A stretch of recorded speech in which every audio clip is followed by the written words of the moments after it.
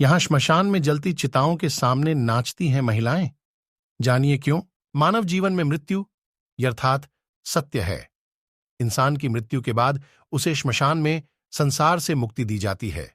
लेकिन क्या आपको पता है कि एक ऐसा भी श्मशान है जहां चिताओं के सामने महिला डांस करती है? यह प्रथा करीब 350 सालों से चली आ रहे है। लेकिन श्मशान में चिताओं के सामने महिलाएं क्यों नाचती हैं?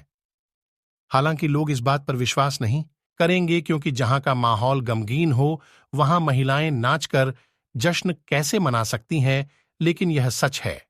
दरअसल हम बात कर रहे हैं उत्तर प्रदेश के वाराणसी के महाश्मशान के नाम से जाना जाने वाले मणिकर्णिका घाट की। बताया जाता है कि इस श्मशान में बीते करीब 350 सालों से श्मशान में चिताओं के सामने महिलाओं के नाचने की प्रथा रही है। श्मशान में महिलाएं चौथ नवरात्र की सप्ती तिथि पर मणिकर्णिका घाट पर जलती चिताओं के साथ नाचती हैं। इसके बाद महिलाएं बाबा मसाननाथ के मंदिर में हाजिरी लगाती हैं। श्मशान में लगाया जाता है म्यूजिक सिस्टम। खबरों के अनुसार बाबा मसाननाथ के 3 दिवसीय वार्षिक श्रृंगार के आखिरी दिन महिलाएं चिताओं के सामने नाचती हैं।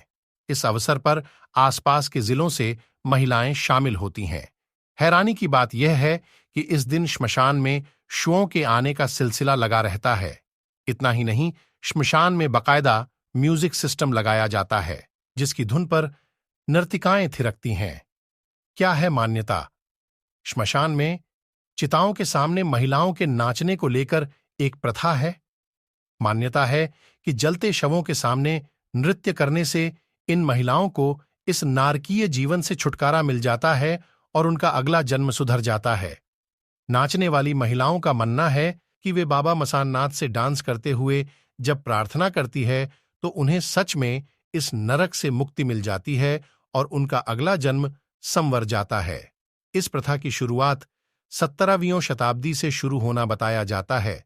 श्मशान के पास बने मसाननाथ का मंदिर काशी के राजा मानसिंह ने बनवाया था। बताया जाता है कि राजा मानसिंह का कहना था कि मंदिर में संगीत का कार्यक्रम हो, लेकिन चिताओं के सामने कोई नृत्य करने को तैयार नहीं था। लेकिन नगर वधुएं ही नाचने को तैयार हुईं। उसी दिन से लेकर आज तक श्मशान में जलती चिताओं के सामने नाचने की यह परंपरा चली आ रही है।